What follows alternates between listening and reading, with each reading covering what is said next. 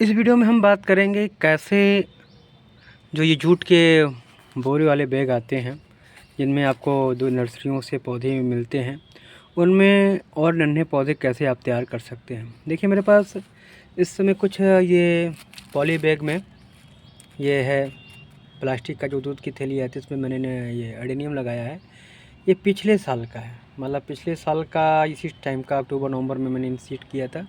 बहुत ही slow growth हुआ इसमें, ठीक है, परंतु ज़िंदा है। तो ये सब जितने पौधे देख रहे हैं, कुछ जितने छोटे छोटे दिख रहे हैं, ये सब पिछले साल के हैं।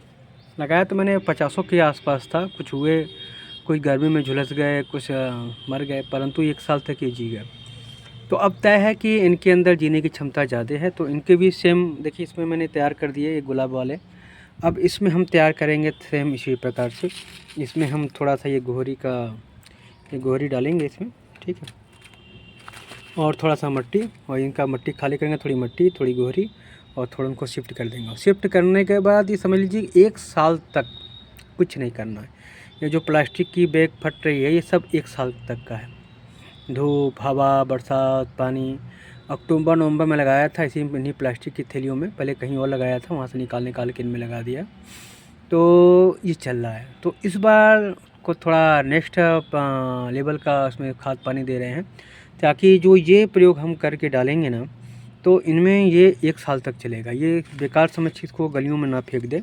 ये आपके छोटे प्लांट लगाने के लिए, या बीज लेके आते हैं, चाहे वेजिटेबल हो, चाहे फ्लावरिंग बीज हो, जो भी हो, वो आप इनमें डाल देंगे तो इसमें अपने आप स्वतः ग्रो करेगा।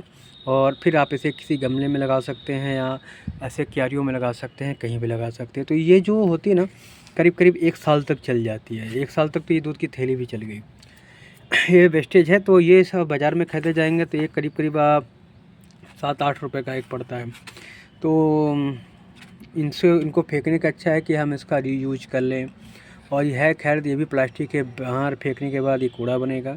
आप इस प्रकार से रीयूज कर लेंगे तो देखेंगे नेक्स्ट ईयर में ये अच्छा से चल जा रहा है। देखिए जिनको ज़्यादा खाद पानी मिले, जैसे ये भी पिछले साल का है, ये भी पिछले साल का है, और ये भी पिछले साल का, ये वाला पतला वाला, ये वाला।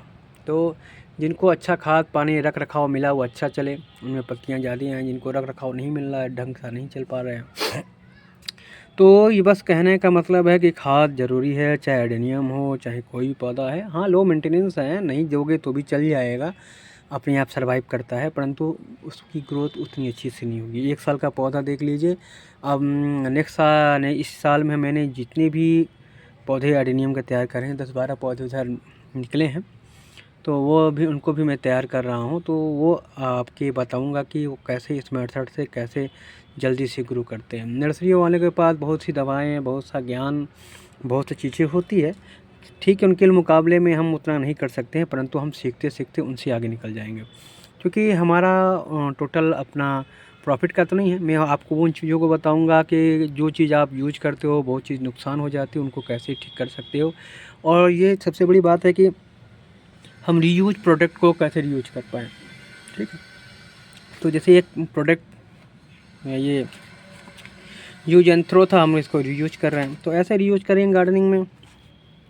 सबसे कम कास्ट में सबसे ज़्यादा गार्डनिंग हम कर पाएंगे।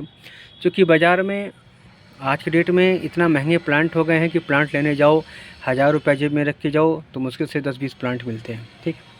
तो अब मान लो गुलाब के 10 पौधे लाने, इस समय सबसे सस्ता गुलाब 70-80 का चल रहा है, सॉरी 80-90 का चल रहा है। मांगते तो 120 भी मांग लेते हैं, परंतु 70-80 में दे देते हैं। 70 में तो अभी तक नहीं लाए, मैं लास्ट पौधा 80 में लाया हूँ।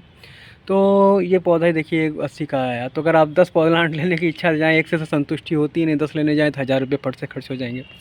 तो ठीक है, गुलाब के साथ मजबूरी है। बाकी अगर आपको कम बजट में करना है तो इस टाइप से सबसे सस्ता अच्छा फ्लावरिंग करने वाला है गजेनिया, गुलदाउदी और गेंदा वगैरह, बहुत से 10-20 के प्लांट आते हैं जो काफ़ी अच्छे गार्डन को सजा के रखते हैं।